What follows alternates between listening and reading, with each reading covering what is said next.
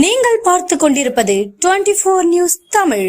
திமுக அரசின் கையாளாகாத தனத்தால் நாகை மாவட்டத்தில் 40,000 கோடி ரூபாய் சிபிசிஎல் விரிவாக்க திட்டம் ஆந்திர மாநிலத்திற்கு சென்றுவிட்டது.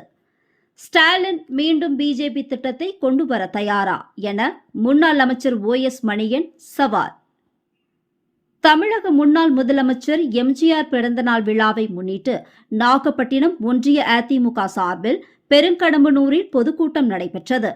முன்னாள் அமைச்சரும் நாகை மாவட்ட அதிமுக செயலாளருமான OS மணியன் தலைமையில் நடைபெற்ற பொதுக்கூட்டத்தில் மாற்றுக் கட்சிகளைச் சேர்ந்த 50க்கும் மேற்பட்டோர் அதிமுகவில் இணைந்தனர். இதில் முன்னாள் அமைச்சர்கள் ஜெயபால் ஜீவானந்தம் உள்ளிட்ட அதிமுகவினர் கலந்து கொண்டனர்.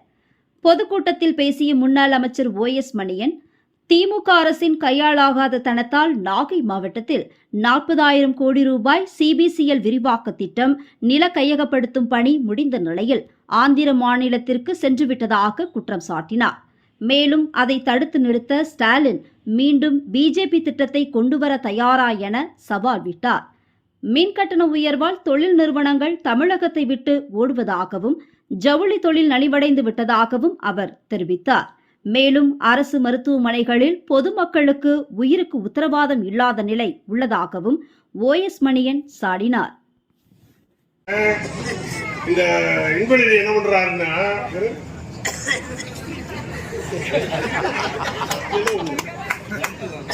சத்தியமா உண்மை போடுற மனுஷன் முகத்தை கூட பார்க்கலங்க, கும்பிட வேண்டாம், கையை தொங்க விடாத கையையும் கட்டிக்கிட்டாங்க. அந்த 40,000 கோடி ரூபாயை வர வேண்டிய அந்த திட்டம் இன்றைக்கு தமிழ்நாடு சர்க்காரின் கையாளாகாத நடவடிக்கைகளால் ஆந்திராவுக்கு போயிட்டுங்க. நம்ம ஊர் நிறுவனத்துக்கு வர வேண்டிய 40,000 கோடி திட்டம் இன்றைக்கு இல்லை, ஆந்திராவுக்கு போயிட்டு. தடுத்து நிறுத்த திமுக ஆட்சி தயாரா? திரும்ப கொண்டு வர ஸ்டாலின் தயாரா? இங்க இருக்கிற பிஜேபி அதை பேசி கொண்டு வர தயாரா? மின்சார கட்டண உயர்வால் தமிழ்நாட்டில் எல்லாரும் தொழிலை விட்டுட்டு ஓடுறாங்க. ஜவுளி தொழில் அழிந்து விட்டது.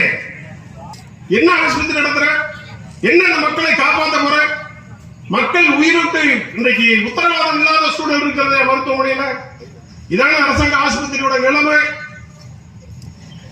யாருக்கு என்ன இருக்கு, எந்த துறையில என்ன, எல்லாரும் போராட்டம். ஆசிரியர்கள் போராடுறாங்க, எந்த பயனும் இல்லை. அரசு ஊழியர்கள் போராட்டம், பழைய ஓய்வூதியத்தை குடு போராட்டம், ஒன்னுக்கும் பேச்சு இல்லை.